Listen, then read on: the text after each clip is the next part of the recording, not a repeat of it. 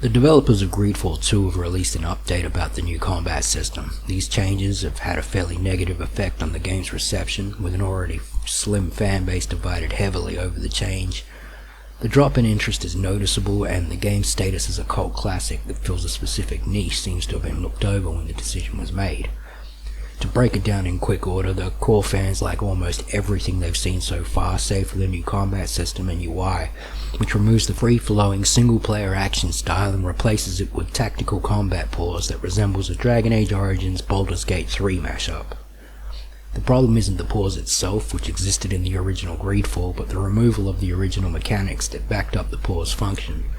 The combat is stiff, cluttered, and slow-paced compared to the original, but has a much larger moveset and expanded skill trees. Spiders have stated that this is to give the game a more party-based feeling so that you can experience the game as a group of individuals rather than just the MC. So how have they reacted to the fans not liking the switch? Spiders acknowledged the issue but stated they would not be returning to the original combat system from Greedfall 1. They would be paying close attention to the criticisms given and will be continuing to adjust the combat as the early access period goes on, not wanting the combat to become an obstacle to enjoyability. They have plans to expand the combat further and even outline some minor changes they have lined up already. There's a link in the description if you're interested.